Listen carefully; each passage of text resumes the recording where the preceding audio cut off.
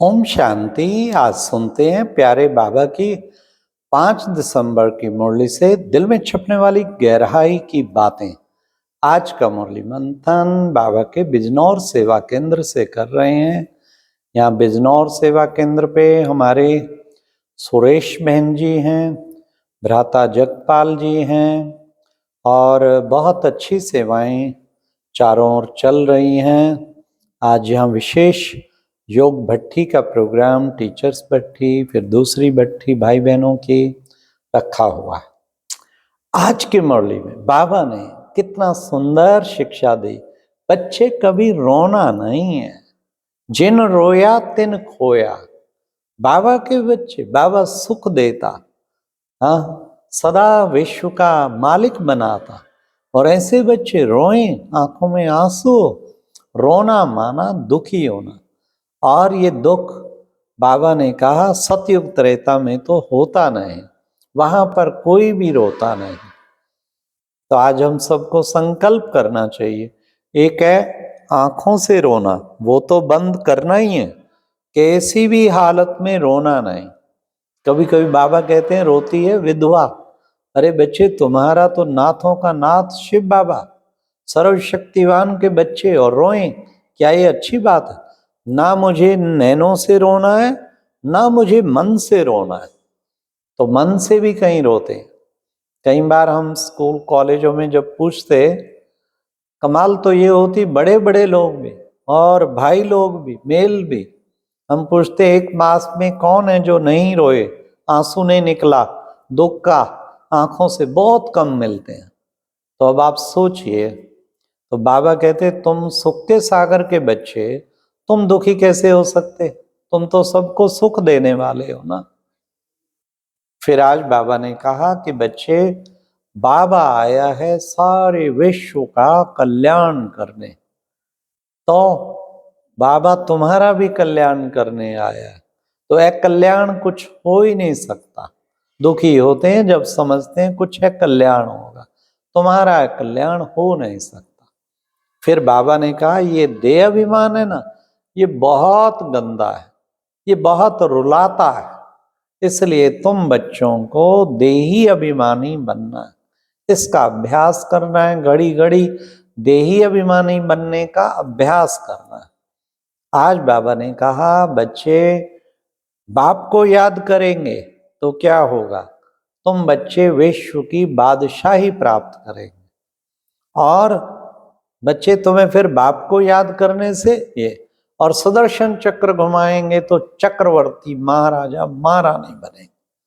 बच्चे बाबा का बच्चा बन काला मुंह किया तो कुल कुलंकित बन गया। तुम बच्चों को कुल कुलंकित नहीं बनना है, तुम्हें तो बाबा का नाम रोशन करना है। शिव बाप, जिसको सुप्रीम फादर कहते, वो रचता भी है और उसको ऊंचे से ऊंचा भी कहते हैं। इस वक्त आके तुम बच्चों को सृष्टि के आदि मध्य अंत का राज बता। आज बाबा ने सर्विस की बात की। बाबा ने कहा बच्चे मंदिरों में जाओ, बड़े बड़े मंदिरों के हेड्स को समझाओ कि कैसे भगवान आकर के आसुरी संप्रदाय को देवी संप्रदाय बना रहे हैं। सबसे पहले पहले तो बाबा ने कहा बाप का परिचय जरूर देना चाहिए, सबको बाप का परिचय मिल जाए। अभी है ब्राह्मण संप्रदाय, फिर बाबा बना रहे हैं देवी संप्रदाय। बाबा ने कहा सर्विस का सबूत देना चाहिए। सर्विस का सबूत नहीं देते तो उनको लज्जा आती है, उन्हें लज्जा आनी चाहिए। हमने कोई बाबा का बच्चा बन के सर्विस का सबूत नहीं दिया। देखो बच्चे, प्रदर्शनी कितनी अच्छी निकली। रमेश उषा को भी बाबा ने याद किया। शुरू में ये पूरी प्रदर्शनी जो चरित्र निर्माण आध्यात्मिक प्रदर्शनी, इसकी इन्वेंशन सारी रमेश भाई ने किया, रमेश भाई उषा बहन। तो बाबा ने कहा देखो बच्चे, ये कितना अच्छा इन्वेंशन निकाला है प्रदर्शनी का। शुरू से लेके इससे सेवा कितनी होती है, आज तक प्रदर्शनियां जगह जगह लगाते, उससे सेवा होती, अनेक आत्माओं को बाबा का परिचय मिलता। तो बाबा ने कहा बेहद का बाप सबको बताओ कौन, ये शिव बाबा है, उसी को रुद्र भी कहते हैं, इसलिए सबको बताओ। फिर बाबा ने कहा परम पिता परमात्मा तो हमेशा कल्याण करते हैं। क्यों? क्योंकि वो विश्व कल्याणकारी है। देखो बच्चे कहते भी है ना, क्या मनुष्य से देवता किए करत न लागी वार। तो देर नहीं लगाता, फटाफट मनुष्य से देवता बना देता है। इसलिए पहले बाबा ने कहा बेहद के बाप से एक बात बच्चों को कहते हैं कि बच्चे एक एक को बाबा आते हैं राज भाग पाने के लायक बनाना। फिर भी कई बच्चे क्या करते, आश्चर्यवत सुनंती कथंती, औरों को सुनवानती, और फिर अहो माया तेरे द्वारा भागंती हो जाते। बाबा का बच्चा बन के और फिर भागंती होते, बताओ क्या कहेंगे? अहो माया, बस यही कहेंगे ना। फिर बाबा ने कहा, कहीं कहते हैं शायद ये टल जाए, बड़ी बड़ी पीस कॉन्फ्रेंस कर। बच्चे ये जो भावी है ना, ये तो टल नहीं सकती विनाश की भावी।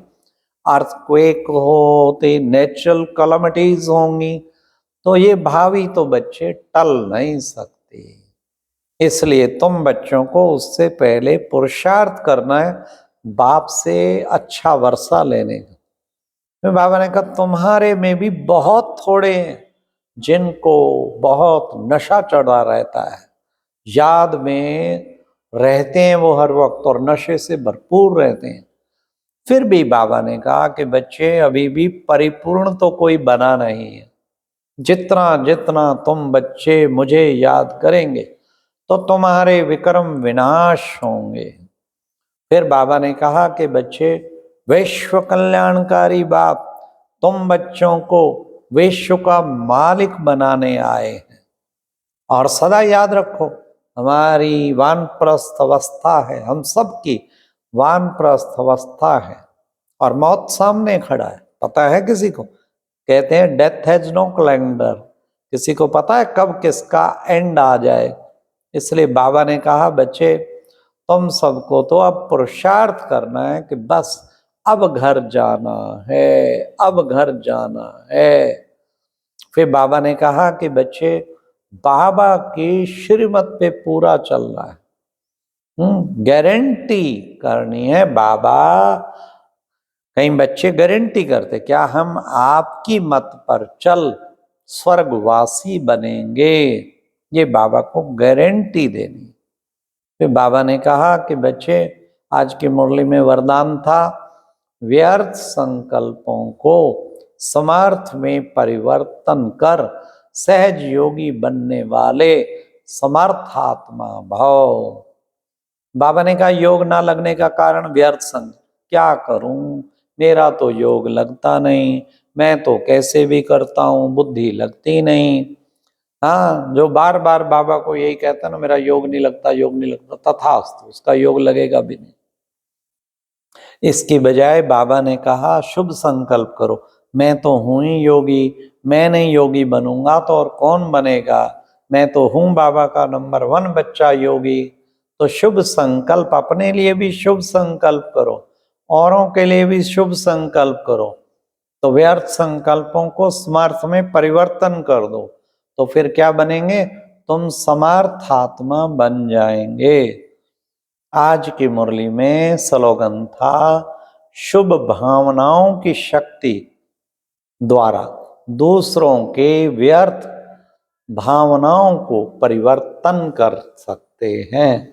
शुभ भावनाओं की शक्ति दूसरों के व्यर्थ भावनाओं को समाप्त कर देती है, इसलिए हमें परिवर्तन कर देती है। हमें अपनी शुभ भावनाओं की शक्ति इतनी पैदा करनी, एक्सपेरिमेंट करना है। किसी की आपके लिए अशुभ भावना है, किसी की आपके लिए व्यर्थ भावना है, लेकिन आपकी शुभ भावनाओं की शक्ति इतनी ढंग से प्रवाहित करते चलें तो आप देखना उसकी भी व्यर्थ भावनाएं ऑटोमेटिकली परिवर्तन हो जाएंगी। तो बाबा ने यह एक्सपेरिमेंट करने के लिए कहा है, इसलिए शुभ भावनाओं की शक्ति को बढ़ाओ बार बार उससे प्रयोग करो, दूसरी आत्माएं परिवर्तन हो जाएंगी। अच्छा, ओम शांति। ये थी आज की मुरली से दिल में छपने वाली गहराई की बातें। ओम शांति।